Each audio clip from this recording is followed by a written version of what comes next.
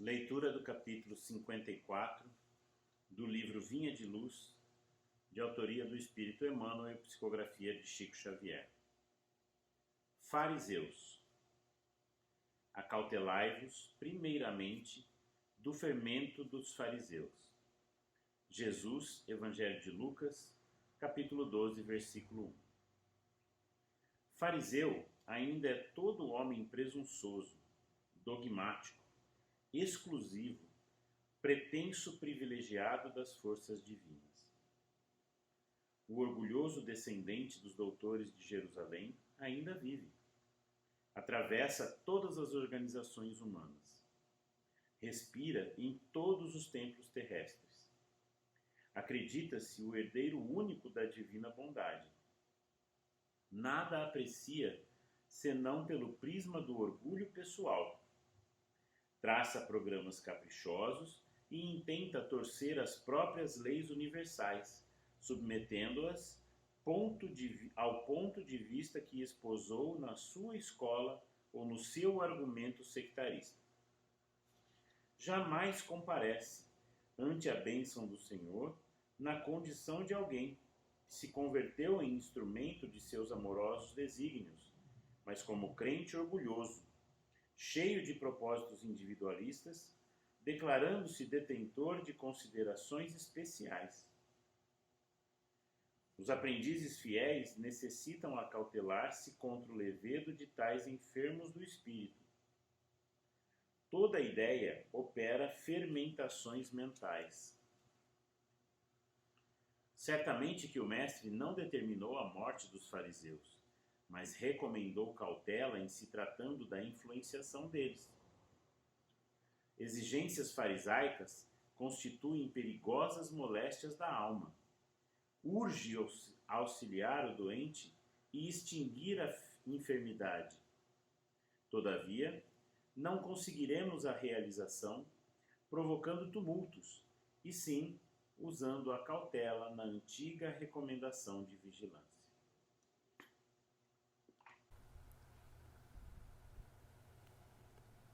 Mestre Jesus,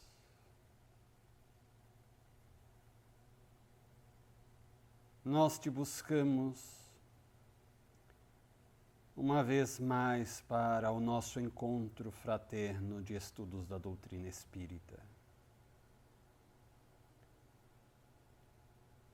Abençoa-nos, Senhor,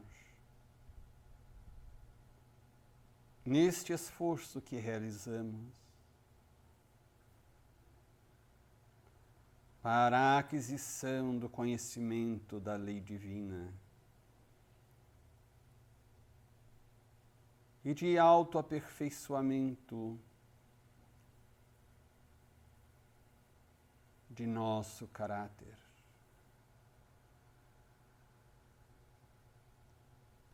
Senhor Jesus, recordando os nossos irmãos de humanidade, nós te pedimos que os abençoes também. Sobretudo os que se encontram em estado de desespero, aqueles que perderam a fé em Deus e em si mesmos e prosseguem vagando com um pensamento vinculado às ideias negativas, sobretudo às ideias de autodestruição. Envolve todos eles em tua paz e em teu amor. E permite, Senhor, por misericórdia, Que os teus mensageiros conosco estejam nesta noite e neste ambiente, envolvendo-nos em vibrações de equilíbrio e auxiliando-nos no entendimento das lições que analisaremos em alguns instantes. A Ti, Mestre, dirigimos toda a nossa gratidão, o nosso carinho e o nosso amor, agora e para sempre. Que assim seja.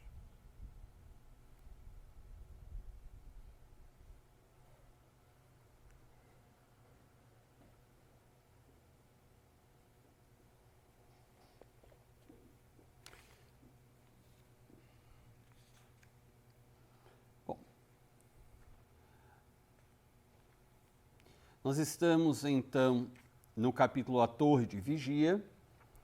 Nós vimos, iniciamos o tópico quando aqueles pacientes que formavam o grupo do qual participava o autor Camilo Castelo Branco mudaram de residência para a Mansão das Rosas, né, que era também chamado de pavilhão indiano. Todos estavam eufóricos, exceção feita para Mário Sobral. Mário, que tinha se suicidado após cometer um crime de homicídio. Ele tinha uma amante, era casado, tinha filhos e tinha uma amante, Eulina, e num dos encontros, no último encontro que ele teve com a amante, né, depois de descobrir que ela já estava com uma outra pessoa, um outro homem, ele é tomado de furor, de despeito, de ódio, de ressentimento e enforca, assassinando-a e depois, com as próprias mãos, e depois se enforca com uma corda. E então, agora ele estava no meio daquele grupo, com seus colegas todos eufóricos, mas ele se encontrava profundamente abatido. E ele, então, segundo Camilo, era o único que não se deixava iludir. Embora eles tivessem sido promovidos a uma condição melhor, a um ambiente melhor, com novas perspectivas para o futuro, melhores perspectivas, eles estavam eufóricos demais, como se por alguns instantes se esquecessem da sua própria condição e do que viria pela frente.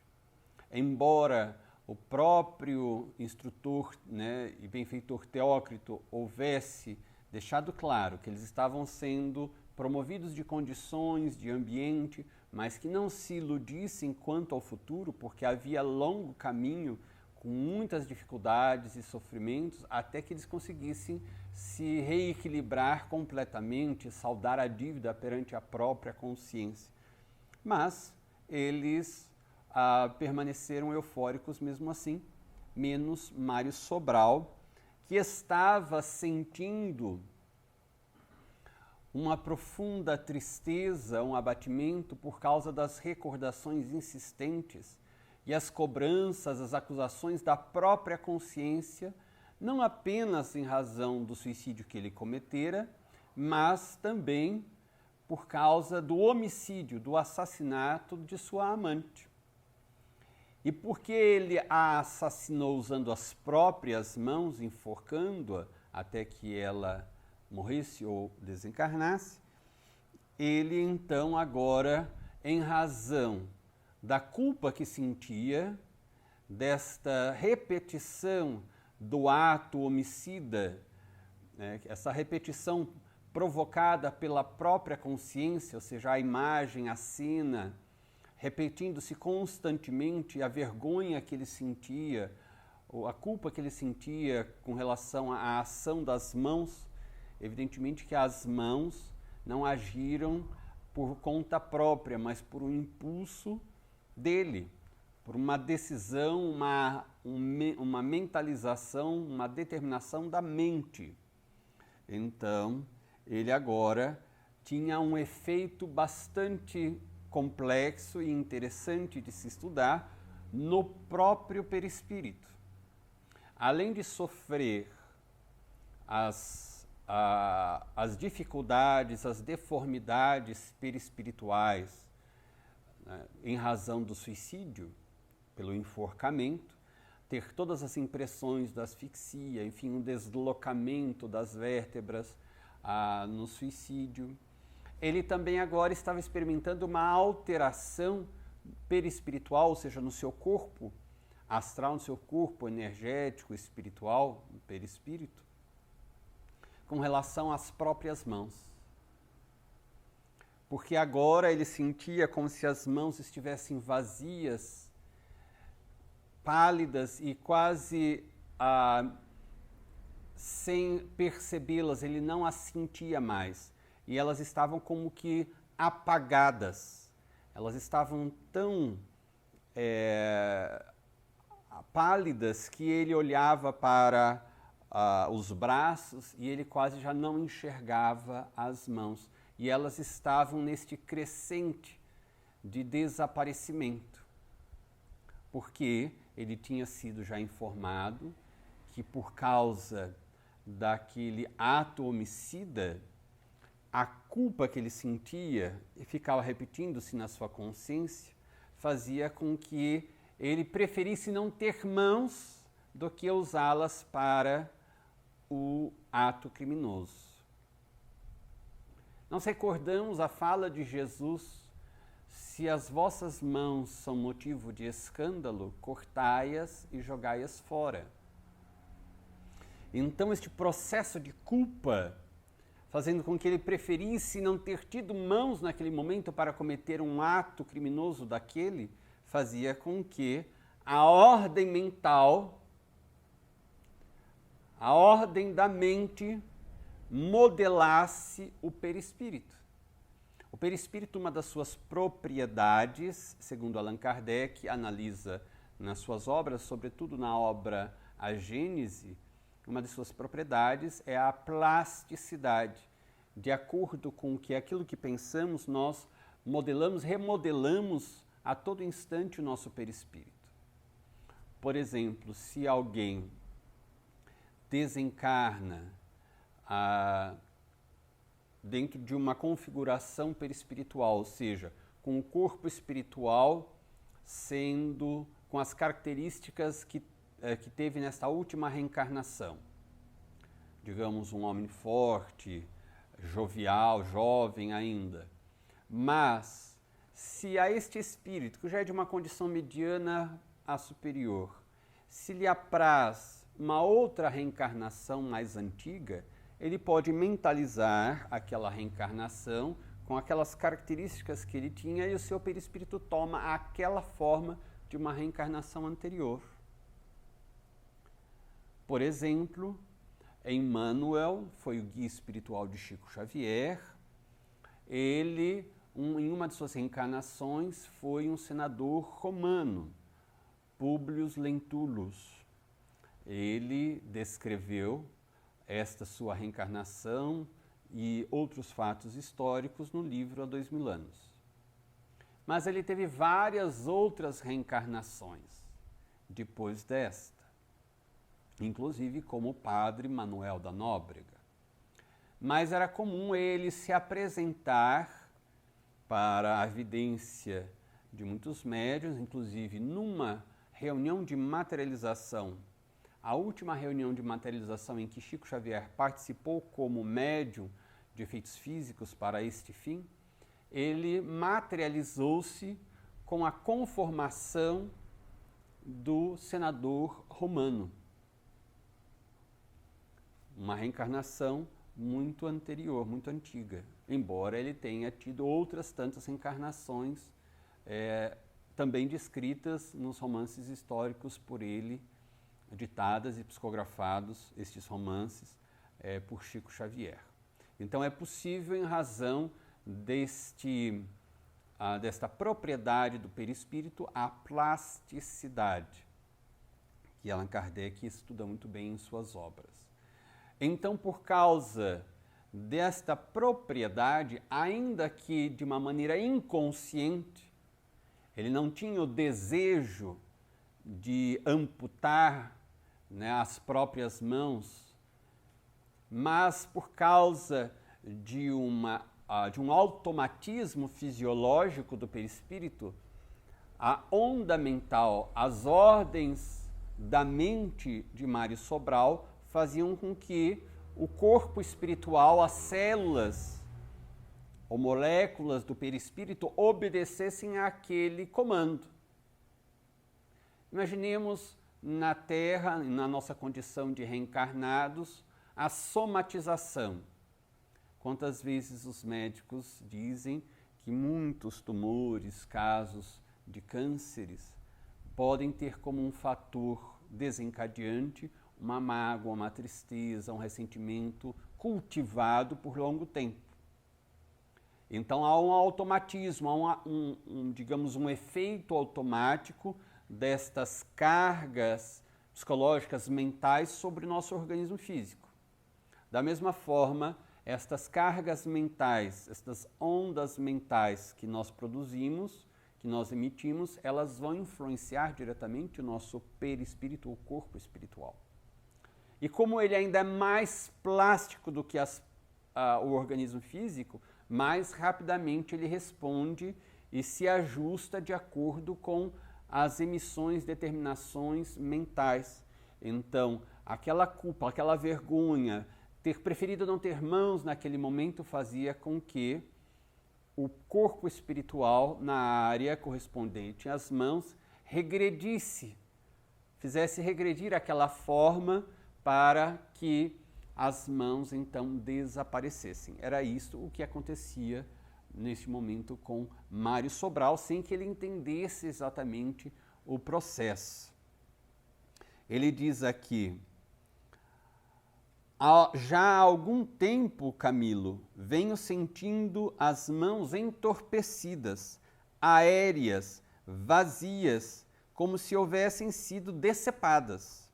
Às vezes procuro-as, confuso, pois deixo de senti-las comigo, e de repente, enquanto a mim mesmo indago do que poderia motivar tal estranheza, visão excruciante conturba-me o cérebro. Vejo Eulina abatida sobre o canapé, o sofá, estorcendo-se sob o fragor das bofetadas com que lhe torturei o rosto, a estertorar entre as minhas mãos assassinas, que lá estão separadas de meus punhos, estrangulando-a.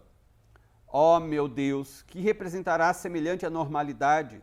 Que mais confusão mental aparecerá para castigar-me? Por quem és, Camilo, amigo? Dá-me tua opinião valiosa. Ou seja, essa visão que ele tinha das mãos separadas do corpo dele, só as mãos sozinhas lá sobre o corpo de Eulina, era uma ideoplastia dele. Ideia, plastia, plasticidade. Isso significa também, Kardec estuda isso no texto Fotografia, no capítulo, no item Fotografia do Pensamento. Ali então fala que os nossos pensamentos, como irradiações energéticas, manipulam o fluido cósmico universal, que é a energia criada por Deus e que preenche todo o universo. Estamos mergulhados neste fluido cósmico universal, como alguém mergulhando na água está submerso, envolto por água.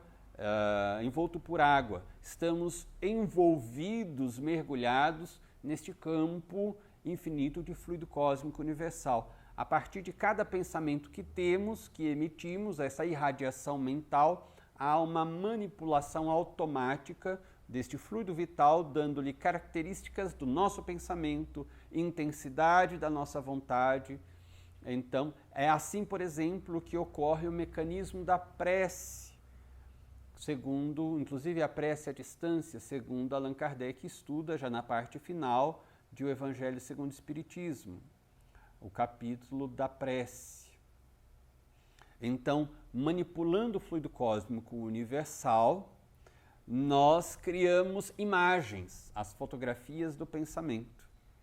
Outros espíritos podem ver essas imagens e nós também que as emitimos no mundo espiritual, estamos falando de seres desencarnados, também as veremos.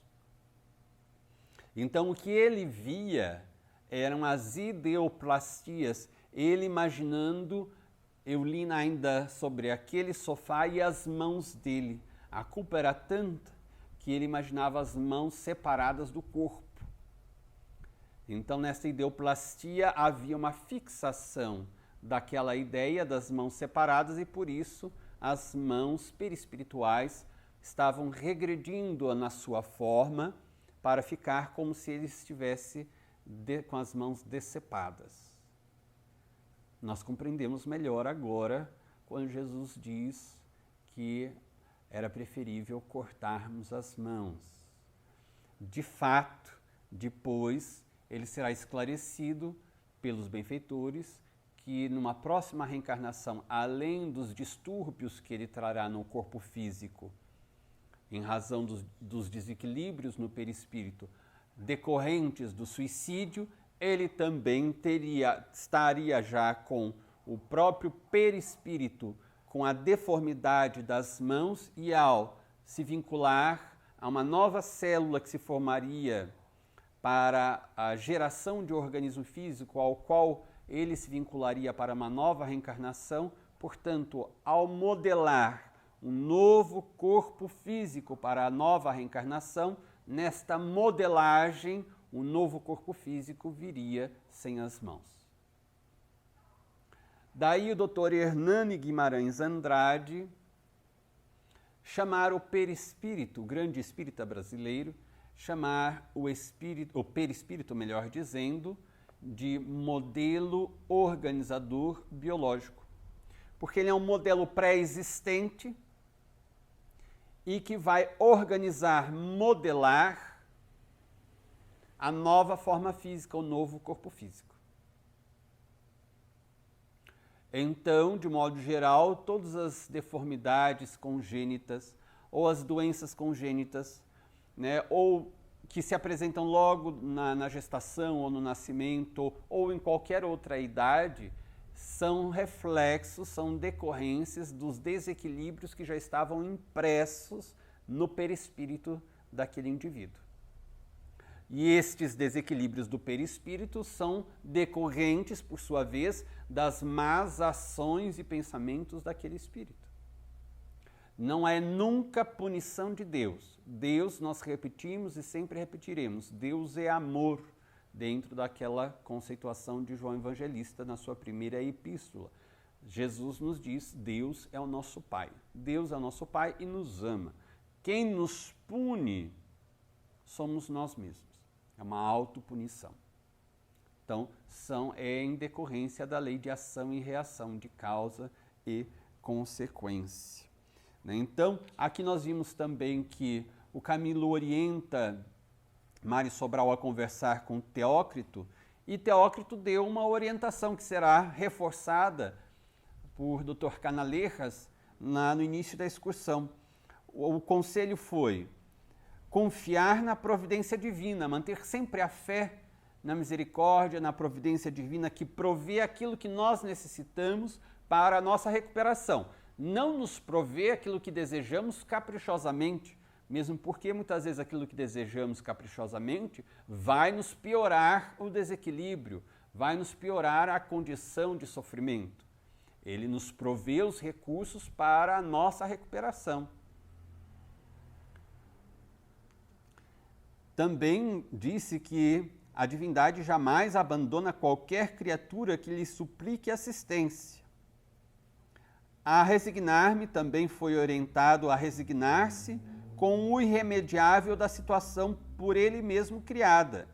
Ou seja, não adianta revoltar-se. Você está nesta condição por causa dos seus próprios atos. Não tivesse assassinado Eulina, não tivesse se suicidado, não estaria nesta condição. Você se colocou nessa situação. Agora, nós a ajudaremos com a misericórdia de Deus e a permissão de Deus, nós o ajudaremos a sair dessa situação. Mas se você não se revoltar, se você se rebelar, se revoltar, você vai cair ainda mais, vai prejudicar-se ainda mais. Então não tinha como fugir daquela situação. Então ele tinha também de se revigorar na fé para poder corrigir os problemas que ele tinha criado para si mesmo. Também outro conselho de Teócrito, que ele orasse, mas orasse constantemente. E também que ele realizasse neste ato de oração um esforço, não é orar de qualquer jeito, é orar, mas com um esforço para estabelecer corrente magnética simpática. Novamente, a prece, o capítulo de O Evangelho segundo o Espiritismo, um mecanismo da prece, eficácia da prece, são os subtítulos que Allan Kardec insere para analisar toda a dinâmica da prece. Nós iremos nos conectar psiquicamente, mentalmente, com os seres mais elevados ou menos elevados, a depender da nossa concentração. Nos concentramos em que pensamentos? Elaboramos que forças psíquicas durante a prece? É uma prece de desespero, uma prece de confiança? A nossa mente está orando, mas ao mesmo tempo conectada a coisas mundanas? Então é necessário aprender a orar, e daí este capítulo é muito importante de O Evangelho segundo o Espiritismo, da prece, para que nós consigamos, neste ato da prece, nos conectarmos a espíritos superiores, a correntes magnéticas simpáticas, em súplicas a Maria para que me a socorra, esclareça, console, preparando intimamente para o futuro. Ou seja, ele não tinha outro recurso senão este. Resignar-se, fortalecer a fé, confiar na providência divina, ter paciência, fazer todo o esforço necessário para melhorar-se, acatar as situações pelas quais ele passaria, né? Aceitar resignadamente e também usar o recurso da prece para sempre estar vinculado às correntes simpáticas de Maria, dos benfeitores espirituais, em modo geral, de Jesus e de Deus. E daí ele continua: ao reencarnar, como afirmam Alceste e Romeu, que acontecerá, para expiar meu duplo crime, irei mutilado sem as mãos, porque elas estão ocupadas noutra parte a serviço do crime. Elas me desonraram em minha companhia, estrangulando uma pobre mulher indefesa. Já nem sequer as tenho, Camilo, não as sinto, não as vejo. Foram sepultadas com o corpo de Eulina. E a fim de reavê-las honradas e redimidas da mácula infamante, precisarei padecer o martírio de uma existência terrena destituído delas, a fim de aprender no sacrifício, nas torturas inimagináveis daí consequentes, na vergonha da anormalidade humilhante, que as mãos são patrimônio sacrossanto do aparelho carnal, a advertir-nos de que somente deveremos empregá-las a serviço do bem e da justiça, e não do crime. Aqui é interessante porque esta condição, ele diz, uma condição humilhante, vergonhosa, para abater o orgulho. Será ele bem-sucedido? Vai depender do esforço dele. É possível alguém vir em condições tais e retornar para o mundo espiritual ainda orgulhoso? É. E daí os padecimentos provavelmente continuarão. E ele diz: esse pai que a todos os filhos ama indistintamente, Deus, agora me pede contas da vida que eu tirei, bem supremo de que só ele sabe e pode dispor, visto que só ele sabe e pode conceder. Então ele fala que ninguém poderia tirar a própria vida, cometer o suicídio, como também ninguém poderia tirar a existência física de outra pessoa. Ele diz: como eu a matei, eu não quis que ela continuasse a viver, ouço repercutir nos recôncavos mais afastados do meu espírito impregnado de remorso a voz austera e comovente da consciência, que é como a voz do próprio Deus repercutindo em nosso ser imortal: Caim, Caim, que fizeste de teu irmão? E aqui é interessante porque em Livro dos Espíritos é perguntado onde está escrita a lei de Deus. E os Espíritos responderam: na consciência. Quando Jesus fala Deus está em vós, uma das razões pelas quais ele assim afirma é porque a lei divina está dentro de nós. Daí esta voz de Deus está dentro de nós. É esta lei divina de harmonia, de perfeição, de equilíbrio, que vai fazer o julgamento, a análise de cada pensamento, de cada ato nosso. Ou vai nos aprovar, ou vai nos condenar. Até aqui tudo bem? Alguma pergunta, algum comentário?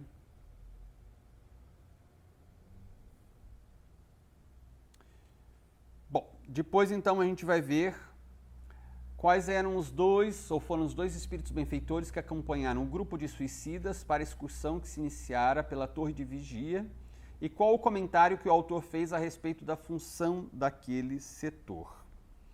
Os dois benfeitores eram Carlos, o Dr. Carlos e o Dr. Roberto de Canaleiras, né, pai e filho, que iriam acompanhar. E daí ele diz aqui que opináramos, né, os próprios visitantes, por iniciar a jornada na Torre de Vigia, que era qual fortaleza invencível em plena região bárbara do invisível,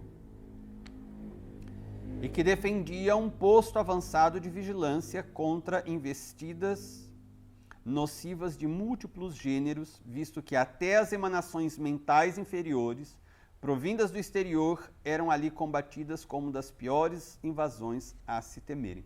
Isto vai ser novamente reforçado pelo próprio padre Anselmo, quando ele vai dar as suas explicações. Essas emanações mentais inferiores podem vir até dos encarnados. Sim, isso, como o padre Anselmo fala exatamente isso, um pouco mais à frente. E depois, então, nós vamos encontrar recomendações do Dr. Roberto de Canaleiras a Mário Sobral, ainda no caminho para a Torre de Vigia. E ele diz assim, que a certa altura daquela viagem, excursão que eles estavam fazendo para a Torre de Vigia, para os departamentos, iniciando pela Torre de Vigia, o Dr. Roberto, então, que tinha acompanhado aquela manifestação de Mário Sobral, ele dá uma orientação, como um bom ânimo e uma também advertência a Mário Sobral para que ele não permanecesse naquela tristeza, naquela melancolia que seria prejudicial a ele. Ele diz assim: o desânimo é mau conselheiro, amigo Sobral. Será de bom aviso meditares serenamente no alvitre fornecido pela experiência do irmão Teócrito. Aparentemente é um conselho trivial e inexpressivo, mas fica sabendo que encerra a sabedoria profunda e representa a chave áurea com que descerrará as barreiras que se te afiguram existir nas estradas para a reabilitação. Aqui é muito interessante que ele diz, normalmente quando nós vamos pedir algum conselho, sobretudo na questão espiritual, nós seja para algum médium ou algum benfeitor espiritual, para um guia espiritual, a expectativa é que venha algo grandemente revelador, alguma coisa que gere-nos uma grande admiração, um grande entusiasmo, alguma coisa, uma revelação bombástica. Ou então uma orientação, muitas vezes as pessoas preferem alguma orientação estapafúrdia, uma coisa que se faça muito estranha, porque aquilo dá a impressão de ser algo eficaz. Muitas vezes as pessoas vão a casas espíritas e porque apenas assistem uma palestra e recebem um passe tranquilo, acham que ali dizem que aquele centro espírita não tem força. Porque bom é o centro espírita em que pode chegar, conversar com os guias, que tem médiuns videntes que logo dizem que tem vários obsessores, eles já levam para a sala de passes, e os passistas fazem gestos e ficam gesticulando ou fazendo movimentos bruscos, movimentos respiratórios também bastante intensos. Recebe médico espiritual. Exatamente. Ou então já retiram o obsessor dali e já levam para a comunicação, às vezes algum médium recebe ou pseudo recebe um obsessor ali, dá uma comunicação, cai no chão e avisa que vai matar um indivíduo, que vai perseguir, vai destruir. Então, todo um circo que é feito e que impressiona as pessoas. Daí eles consideram este como um centro forte, um centro bom. Em grande parte das vezes, é um centro espírita com atividades desvirtuadas e que não segue as orientações da doutrina espírita. Porque qualquer um que estude profundamente as obras de Allan Kardec e obras subsidiárias como as de André Luiz, de Manuel Filomeno de Miranda, as de Emmanuel e outros, vão compreender que quanto mais discreto o trabalho, mais chance de este trabalho estar amparado pelos benfeitores espirituais. Porque o que realmente cativa a simpatia dos espíritos superiores é a disciplina, é o estudo, a dedicação, a renúncia, o sacrifício e o amor depositado no ato, na atividade, na tarefa. Então, compreendendo que nós melhoraremos todas as nossas condições e poderemos, inclusive, habitar mundos superiores a partir da nossa transformação moral, as atividades doutrinárias são fundamentais e estão entre as mais importantes, se não a mais importante, no sentido de que é necessário conhecermos a lei de Deus para nos ajustarmos à prática desta lei. Para isto servem as reuniões de estudos doutrinários, palestras, cursos. Os passes, os mais simples possíveis, porque, em realidade, a nossa contribuição é mínima e muitas vezes, por causa da nossa indisciplina, inclusive mental, os benfeitores têm de isolar os médiuns passistas, porque eles estão irradiando energias perturbadoras e tóxicas.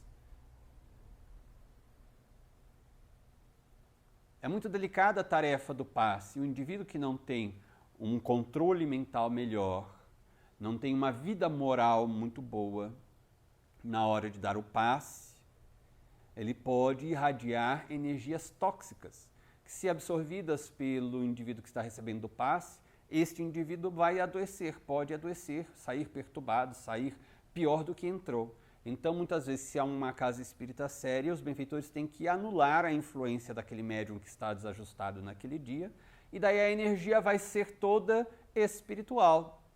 Mesmo quando o médium está razoavelmente equilibrado, ele doa um pouco da energia que será o fluido vital, o ectoplasma, mas a grande parte do passe, a maior parte do passe será dos benfeitores. Então não são necessários vários movimentos bruscos, respiração intensa, nada disso. Então, aí está também uma característica do ser humano. Certamente, Roberto Canalejas percebeu uma certa decepção em Mário Sobral. Ele foi buscar os conselhos de Teócrito, tanto que Camilo pergunta a você, por que você não vai conversar com Teócrito? Ele diz, já fui. Mas o que ele disse? Disse isso. Bom, então, se ele disse isso, porque deve ser isso mesmo que vai ser bom para você, que é necessário para você. Então, por causa dessa certa decepção, criar algo mais efetivo. Talvez ele quisesse logo que Teócrito, com todo o poder dele, restituísse as mãos, né? Evitasse que ele se reencarnasse com as mãos decepadas. Medo da humilhação, né? Ele se sentiu humilhado. Então, ali houve uma certa decepção. E então Roberto de Canalejas traz esta orientação de irmão que também já tinha passado por muitas dificuldades, já tinha sido suicida também, e que serve também de advertência, de orientação para os demais visitantes daquele grupo de espíritos suicidas e também para todos nós. Quando vamos a uma casa espírita, vamos passar pelo atendimento fraterno. grande parte das vezes as pessoas saem frustradas, porque queriam saber, achar, minha vida está cheia de problemas. Normalmente a pessoa espera no atendimento fraterno que o atendente diga, de preferência que seja médium, vidente, que diga, olha, sua vida está dando para trás porque você tem vários espíritos prejudicando você, porque você é muito invejado, as pessoas têm muita inveja de você, porque você é uma pessoa excelente, uma pessoa iluminada, fizeram um trabalho de magia para a sua vida dar para trás. Então você tem que tomar cuidado com certas pessoas, etc. E normalmente as pessoas vêm numa expectativa de que o atendente dê razão para tudo que ele disser.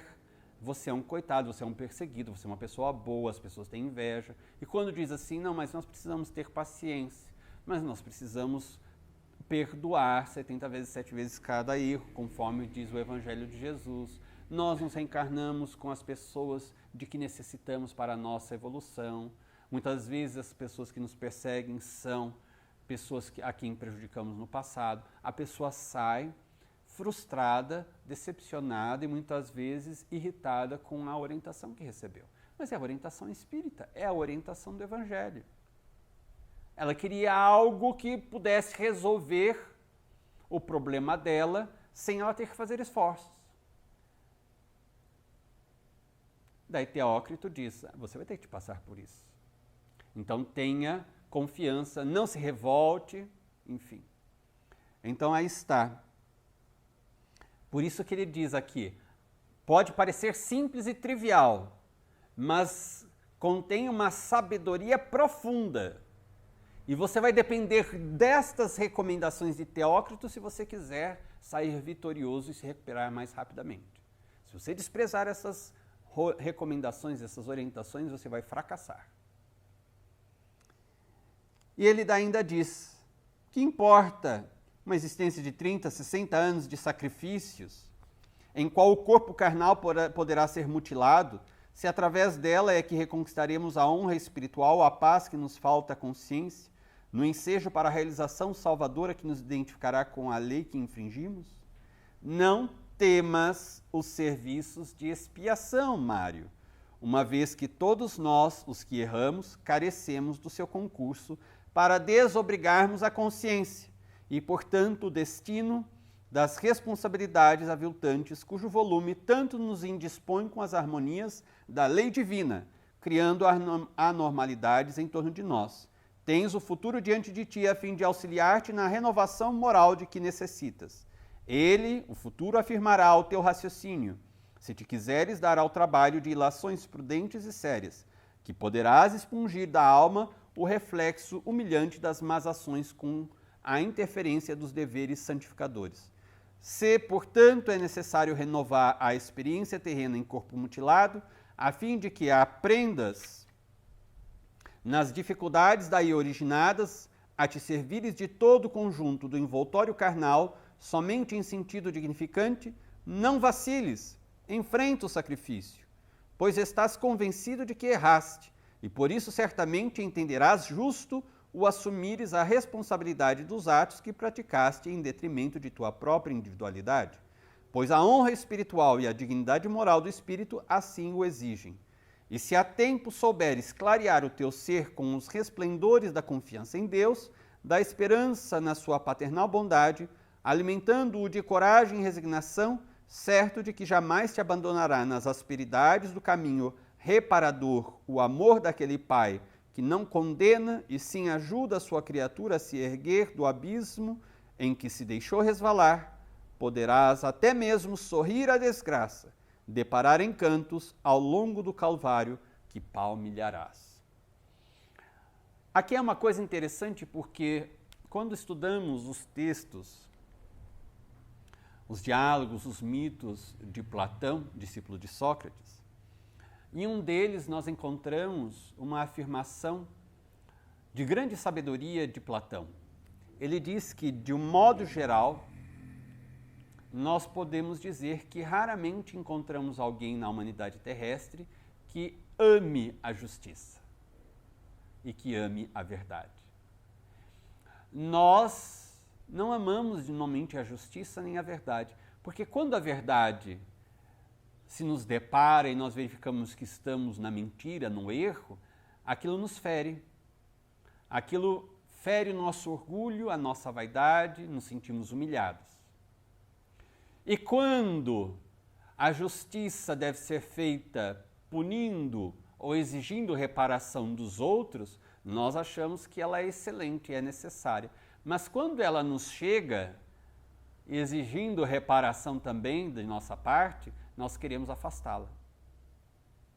Então, digamos, quando a justiça de Deus nos chega, essa justiça está na nossa própria consciência, porque nós cometemos crimes no passado, mais distante de outras reencarnações ou desta mesma.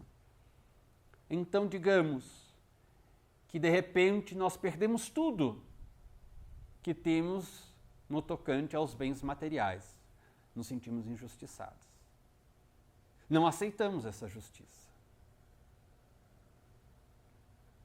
Digamos que um parente nosso muito querido, um filho, desencarna jovem. Nós não aceitamos essa justiça. Nós nos rebelamos. Vejamos, Teócrito diz, não te rebeles. É necessário ter resignação. Quando nós nos rebelamos, nós pioramos a situação. Nos afastamos mais de Deus, portanto, nos afastamos mais do equilíbrio. Por isso, nós não amamos a justiça. Porque a justiça é uma, ela é neutra. Não estamos falando da justiça da terra, mas a justiça de Deus, este conceito verdadeiro de justiça, nós não amamos. Porque quando chega para ser cumprida a justiça em nós, queremos sair correndo, nos afastar, iludir a justiça como se isso fosse possível, e quando ela age sobre nós, nós nos rebelamos contra Deus. Mas está justo. Ah, mas está justo meu filho morrer? Está. Pode ser que ele tenha merecimento para não permanecer mais na terra, isso está em o Evangelho segundo o Espiritismo. Se fosse um homem de bem, teria morrido. Talvez a tarefa dele, a expiação dele tenha acabado, ele pode agora desfrutar de um ambiente de equilíbrio e feliz no mundo espiritual. Ou talvez seja necessário esta passagem para ele, uma expiação dolorosa, interrompimento de uma reencarnação na juventude, para ele expiar parte dos débitos do passado e agora ter uma oportunidade depois, mais para frente, uma nova reencarnação para continuar expiando. Porque Deus não nos permite expiar de uma vez só, porque não suportaríamos. E os pais que sofrem essa dor também, normalmente, talvez em algumas situações não, mas em grande parte das vezes estão expiando também alguma falta do passado.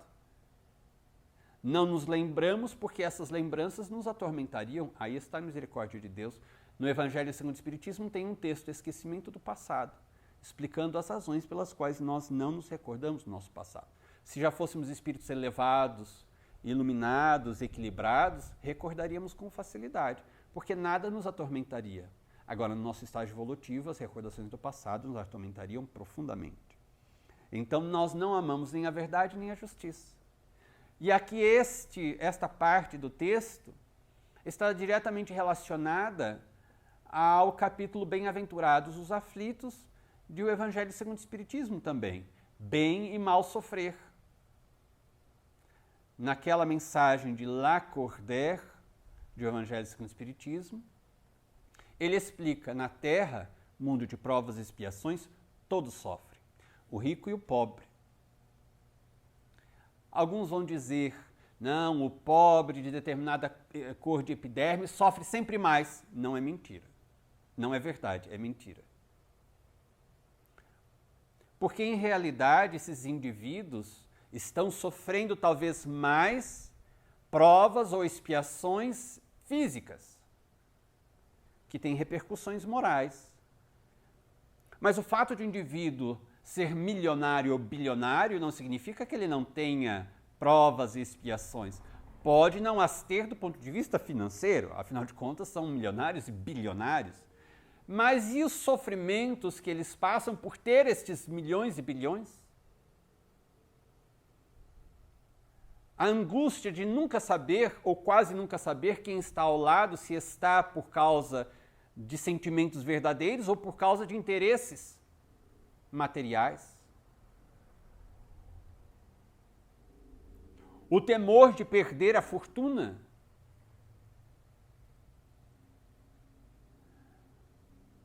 a dor de cabeça de ter que organizar um império, ter de confiar em muitas pessoas, sabendo que muitas pessoas vão traí-lo. E por causa dessas traições, de repente o império desmorona. Quantas vezes vemos astros do cinema, da televisão, e de repente nos chocamos com uma notícia de que um dos filhos dele se suicidou. Havia um processo de depressão, de tormento, um transtorno psiquiátrico, já de longa data. Eles iam para a TV, para as revistas, para os sites, sempre sorrindo, porque eles ganham dinheiro assim. Mas dentro de casa, choram, se desesperam, se angustiam. Então Lacordaire diz, todos sofrem na Terra. Agora, quão poucos sofrem bem? Quão poucos sabem sofrer?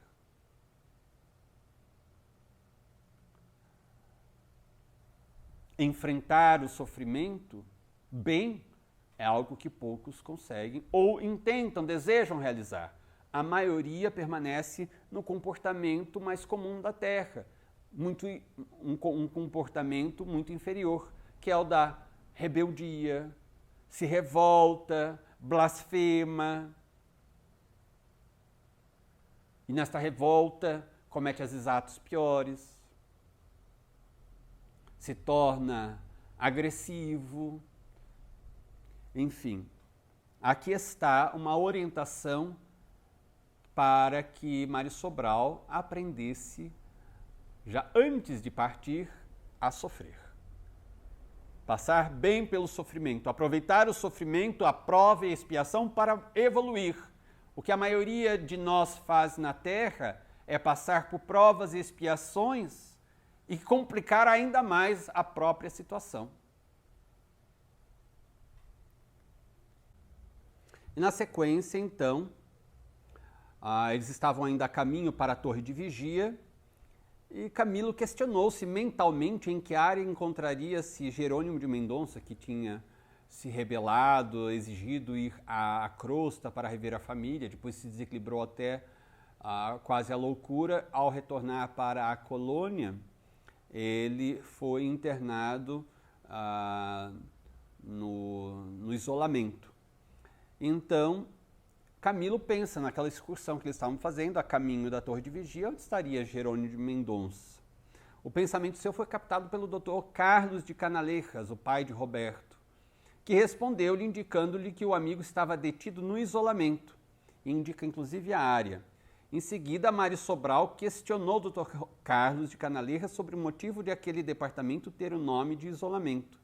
E ainda por qual razão Jerônimo, que apesar de ter sido suicida, mas não tinha cometido outros crimes graves, estava detido no isolamento, enquanto ele, Mário, que tinha sido também homicida, estava livre junto do grupo de amigos. Então a gente vai ver esses tópicos na sequência. Então o primeiro momento foi de Camilo pensar onde estará nesse espaço todo, onde fica a área onde está o Jerônimo de Mendonça, E o Dr. Roberto diz assim, vosso amigo Jerônimo de Araújo Silveira, Jerônimo de Araújo Silveira encontra-se acolá, detido no isolamento, como infrator que foi dos regulamentos hospitalares. E daí Mário pergunta, por que dão a esta dependência o nome de isolamento? A resposta, Dr. Carlos de Canalejas, porque para ali são enviados aqueles cujo procedimento se contrapõe às disciplinas exigidas pelos regulamentos do hospital, os inconformados que abusariam da liberdade sem serem, todavia, verdadeiros rebeldes. Será como uma prisão. Repugna, porém, este vocábulo humilhante aos diretores da colônia, e que, ao demais, não traduziria a verdadeira natureza da finalidade a que se destina, como ainda há vez de verificar. Jerônimo pergunta, ele então se encontra detido? Perfeitamente, respondeu o Dr. Carlos, a seu próprio benefício para o bem daqueles a quem ama. E aqui é interessante porque o destaque que o Dr. Carlos Canalejas dá, embora pudesse ser usado o vocábulo, né? A detenção, ele está detido, havia de se distinguir aquela detenção, aquela prisão, digamos assim, na colônia, dos aspectos profundamente prejudiciais das prisões na terra, embora continuem sendo necessárias. Mas ali havia outros aspectos que a gente ainda está começando a incorporar no direito com muita resistência de grande parte da população. Porque no direito penal ou criminal, porque toda vez que tenta-se inserir, e já existe no nosso ordenamento jurídico e também na doutrina penal brasileira, que adota muitos princípios da doutrina penal de países da Europa, muitos princípios que nós poderíamos, embora não haja vinculação direta com o cristianismo, mas que são reflexos desta cultura cristã do Ocidente, da mensagem do Evangelho de Jesus.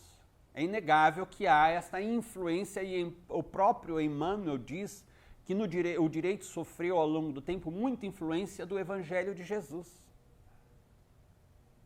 E esta influência é de nós retirarmos o indivíduo do convívio porque ele não está em condições de conviver com a sociedade, mas não odiar o criminoso e não desejar puni-lo para feri-lo, destruí-lo.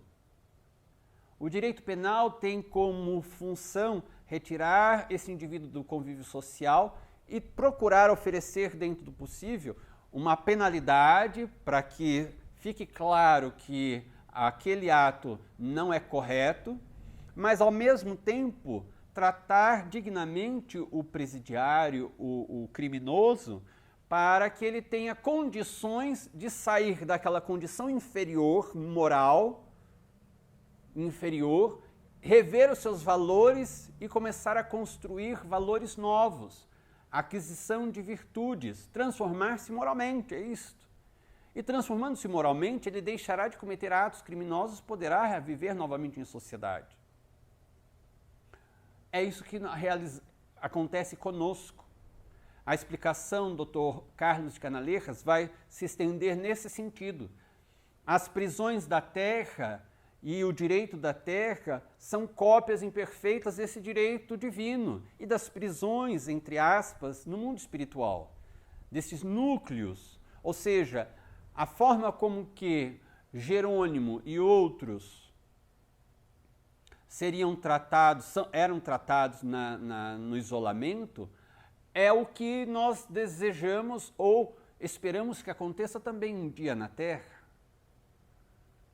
Nas penitenciárias, acontece que toda vez que há uma tentativa de tocar neste assunto e de oferecer-se algumas condições de dignidade aos presidiários aqui na Terra, na crosta, há uma parcela da população, e às vezes grande parcela, que se levanta com revolta. Porque esses indivíduos são monstros, são animais e merecem morrer, merecem o pior, merecem ser esmagados. Aí está, destes que se levantam com esta voz, a barbárie neles. Se eles se manifestam com este ódio tão grande, tomemos cuidado, porque numa situação contrária a eles, qualquer que eles não consigam se controlar, vão manifestar essa barbárie em crimes horríveis. Porque a barbárie, o ódio, a violência estão neles. Apenas que não surgiu uma oportunidade de extravasamento, uma coisa qualquer, um gatilho qualquer que os desequilibre a ponto de eles extravasarem isso que está existindo neles, que permanece neles. Então, isso é bem interessante de nós mencionarmos. E, na sequência, o Mário Sobral lhe diz, né? Por que eu que cometi, além do suicídio, também o homicídio, estou aqui neste grupo e ele está no isolamento, em situação pior? E a resposta: porque és um espírito sinceramente arrependido. Não basta qualquer arrependimento, não. Tem de ser sinceramente arrependido. E daí demonstrar isso por comportamentos. Lembremos que no Código Penal da Vida Futura, o primeiro passo para a reabilitação total do espírito é o arrependimento. Mas tem que ser verdadeiro, tem que ser profundo. És um espírito sinceramente arrependido, Mário, que te deixas aconselhar pelos responsáveis por tua tutela diante de Maria, que deseja ser devidamente guiado a normas salvadoras, disposto que te mostras aos mais rudes sacrifícios a fim de apagar o passado culposo, enquanto que Jerônimo obsidiou-se, ou seja, a auto-obsessão, com a inconformidade e a incompreensão, apegando-se intransigentemente a todas as recordações do passado, cuja perda lamenta e do qual vive sem forças para esquecê-lo, avesso à cogitação de elementos para suavizar a situação, que seria bem outra se desse a prudência da resignação. Aliás, não estiveste longos anos prisioneiro das trevas sinistras do vale, cativo em desesperos, amargando o peso férreo que te esmagava a consciência? E porventura não te conservas moralmente cativo de ti mesmo, pois tua mente desgostosa e inconsolável não proíbe ao teu coração e ao teu entendimento toda e qualquer satisfação? Aqui é interessante também porque ele faz a comparação, que é algo que menciona Sócrates quando está preso e um dos seus discípulos vai visitá-lo e lhe informa que eles estavam tramando de subornar o guarda para que ele pudesse ser libertado e ninguém ficaria sabendo, né?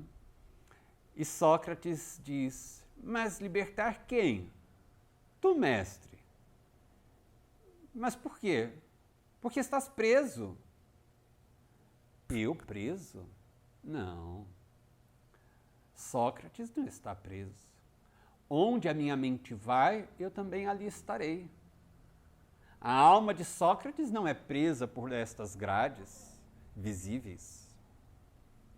Quem está preso és tu e os teus companheiros, porque vós desejaste subornar um guarda, corrompendo uma outra alma e corrompendo a vós mesmos, conspurcando a vossa própria consciência, de modo que estáis presos à culpa agora. Estáis preso ao ato equivocado. Quanto a mim, continuo livre. Então, ele deu uma bela lição. Mário não estava completamente livre. Ele não estava no isolamento, mas a culpa era tão grande, ele estava tão preso à culpa, que isso deformou a sua forma perispiritual. Ele já não via mais as mãos. Houve uma regressão da forma das mãos no perispírito, por causa da culpa a qual ele estava preso e não conseguia se libertar. Ia ter de sofrer uma reencarnação, que seria uma nova prisão, num corpo deformado, para ele poder expiar, eliminar o desequilíbrio de si. Então, aqui são corrigidos estes conceitos de liberdade e prisão. E deixa bem claro que a revolta é realmente inimiga a nós. A rebeldia, a intemperança, o orgulho. O orgulho dá origem a todas essas questões. E menciona, como nós dissemos aqui, a questão da auto-obsessão, né? Tomarmos cuidado com a auto-obsessão. E daí, por fim, nós temos a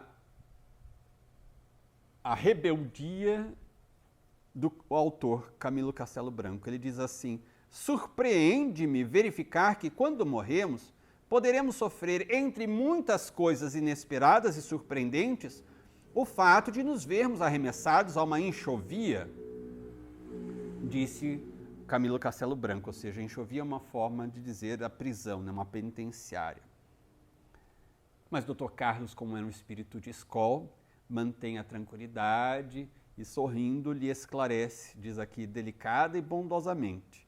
E por esclarecer delicada, bondosamente, com argumentos tão claros, precisos, verdadeiros, conquistou Camilo, que ficou contrafeito no final, porque sente-se no fundo humilhado, não porque Dr. Carlos o tenha humilhado, mas diante de alguém tão bondoso, que estando diante de alguém rebelde, alguém temperamental, alguém que gera uma certa grosseria no seu comportamento, indelicado, manter-se tão digno, tão nobre, tão elevado e dar-se ao trabalho carinhosamente de esclarecer, não para ficar numa disputa, ali eu sei mais do que você não sabe nada, mas porque nota que é necessário esclarecer uma alma ainda ignorante, sem conhecimento.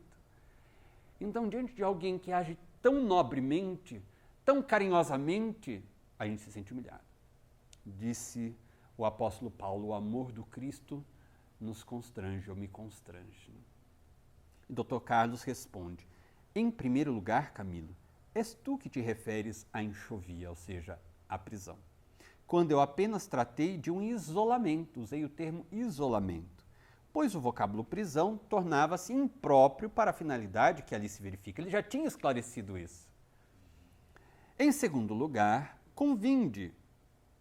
Todos vós que não deveria constituir surpresa a existência de prisões, ou seja, ele passa a falar agora coletivamente, não apenas. Convinde vós, todos vós, que não deveria constituir surpresa a existência de prisões aqui no além-túmulo. Fostes homens de muitas letras, pensadores eruditos, profundos dialéticos, e tal ignorância se torna notável justamente por serdes esclarecidos. Ou seja, me surpreendo eu diante da ignorância de vocês, ou seja, da falta de conhecimento sobre estas coisas. Sobretudo pela razão que ele vai explicar agora.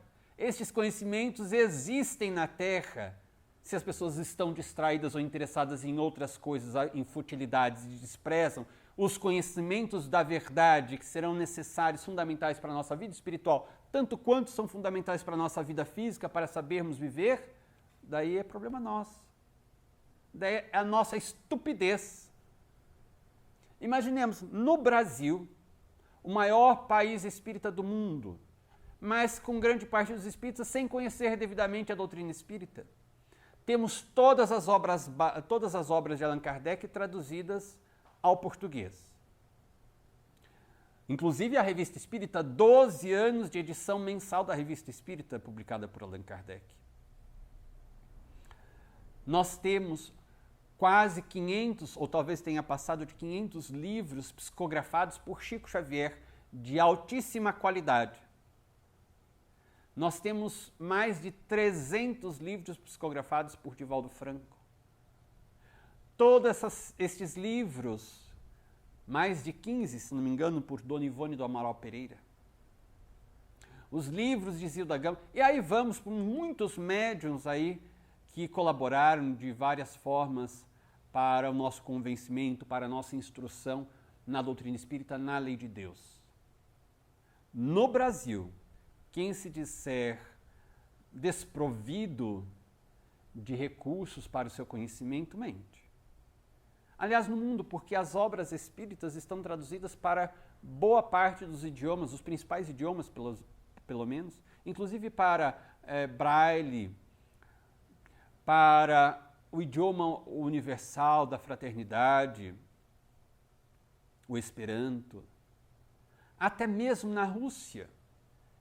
Coisa curiosa, o senhor que traduziu as obras de Allan Kardec mais recentemente para o idioma russo era um bielorrusso, morava na Bielorrússia, um regime muito fechado ainda, e que tem por religião oficial a Igreja Ortodoxa, o cristianismo ortodoxo, sendo proibido por lei o culto de qualquer outra religião. De maneira que ele era proibido de divulgar e vender as obras espíritas, as obras de Allan Kardec, que ele traduziu ao russo. E ele vendia assim mesmo. não oficialmente, mas ele doava, vendia, ele publicou as obras em russo fora do país, naturalmente. Depois viajou de volta, levando aqueles livros, e corajosamente vendia a surdina, corajosamente, porque poderia ser preso. Isto recentemente. Spartak é o nome dele. Desencarnou há poucos anos. Então, até mesmo nesses países fechados, temos indivíduos fazendo esforços, sacrificando-se, correndo riscos para que a mensagem espírita chegue a todos. Então, quem desencarna sem conhecer é porque preferiu não conhecer. E porque nós temos sempre agindo sobre nós a lei de causa e efeito, de ação e reação, nós teremos as reações, as consequências de nossas escolhas, porque, afinal de contas, temos o livre-arbítrio. Temos. Se o indivíduo está interessado na vida espiritual, use a ferramenta do Google, de qualquer ferramenta de busca, vai encontrar muito material. Frequente a uma casa espírita em qualquer parte do Brasil, vai ter informações, esclarecimentos, participe de um curso. Foi o que ele disse aqui. Continuando então, Dr. Carlos de Canalejas. Pensamos aqui muitas vezes, depois que chegamos a compreender as atuações gerais dos espíritos desencarnados inferiores, sobre o que seria a humanidade terrestre se não existissem repressões, ou seja, conter a ação nas sociedades espirituais, uma vez que mesmo havendo-as, ou seja, contendo a ação dos espíritos perturbadores, inferiores, trevosos, hordas sinistras de malfeitores do plano invisível atacam a todas as horas os homens incautos que lhes favorecem o acesso, contribuindo para suas quedas e para a desordem entre as nações. Os próprios homens, os seres humanos aqui, nós na Terra, por causa do nosso descontrole mental e das nossas ações, mesmo que as escondidas, isso faz com que o nosso padrão vibratório atraia esses espíritos e eles possam agir sobre nós mais livremente. E coisa importante destacada por Dr. Roberto de Canalejas, isso gera prejuízos e desordens de ordem individual, mas também desordem entre as nações. Quando nós vemos estes massacres que estão ocorrendo, não apenas nas guerras que são mais intensamente divulgadas, mas guerrilhas e guerras espalhadas pelo mundo inteiro e as catástrofes humanas, e daí nós verificamos indivíduos em gabinetes luxuosos, com bebidas e comidas caríssimas, todos eles no ar-condicionado, vestidos com roupas caras, e dizendo se aceitam ou não aceitam tal ou tal condição. Porque isso não é bom para o meu país, porque eu não concordo com este ponto de tal tratado, porque isso daqui não está de acordo com aquilo que o nosso país espera. E os líderes discutindo, enquanto vidas estão sendo massacradas. Crianças, jovens, adolescentes, idosos, quaisquer pessoas, não há nenhuma seleção, preferência por vida, são todas vidas. Então a gente verifica que o mundo inteiro fica estupefato diante de situações tais, mas não é possível que não entrem num acordo. Algo está muito errado, há interesses, sim, há interesses mundanos, materiais, egoísticos.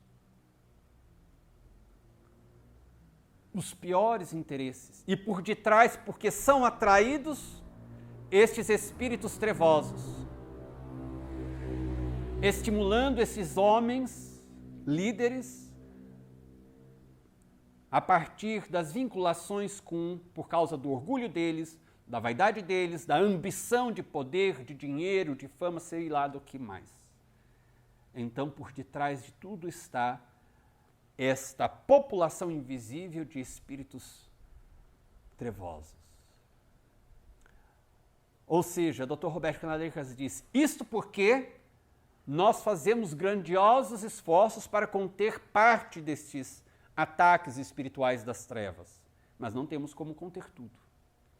O resto teria de ser a ação dos próprios seres humanos em modificar o seu padrão vibratório, cultivando bons pensamentos e boas ações. E ele diz assim: na Terra há quem não ignore a realidade que acabais de descobrir aqui e que tanto parece desgostar-vos. Jesus referiu-se a esse importante fato várias vezes e até mesmo aventou a possibilidade de se atar o delinquente de pés e mãos. Ele se refere aqui à parábola das bodas ou do banquete de casamento que está no Evangelho de São Mateus, capítulo 22. Ou seja, chamam-se para um banquete, os convidados não aparecem, não têm interesse. O senhor, que vai ter o seu filho casado, então pede para que seus serviçais saiam e convidem quaisquer que estejam ali pelas ruas para vir ao banquete, mas têm de estar vestidos adequadamente, com a túnica nupcial, com a túnica de festa. E quando então está ali, o Senhor passa e vê que havia indivíduos sem a túnica, penetras na festa. E então ele diz: não, vocês não podem ficar aqui. E manda para onde há ranger de dentes e pranto e com os pés e mãos atados. Então, é a contenção que a divindade, por sua misericórdia, faz desses espíritos mais rebeldes e que provocam grandes prejuízos à comunidade do mundo espiritual e da terra, de desencarnados e encarnados, nas regiões baixas da espiritualidade e também entre os encarnados. Então aí está: as religiões insistem em apregoar tão sombrio ensinamento e, conquanto façam imperfeitamente, nem por isso deixam de prever uma realidade. Por sua vez, a terceira revelação, que é a doutrina espírita, que na Terra há já alguns anos vem apresentando extensas reportagens do mundo invisível, põe a descoberto para o entendimento de qualquer inteligência impressionantes pormenores a respeito da palpitante realidade que até mesmo os povos mais antigos aceitavam e compreendiam na sua justa expressão como verdades dignas de respeito. E finaliza: se vos surpreendeis neste momento com a informação de que vosso amigo se encontra detido no isolamento dos rebeldes, será porque nunca vos preocupastes com assuntos realmente sérios, preferindo nortear vossos peregrinos dotes intelectuais para os declives das frivolidades improdutivas, próprias das sociedades humanas que se comprazem na ociosidade mental, na inércia do comodismo intelectual.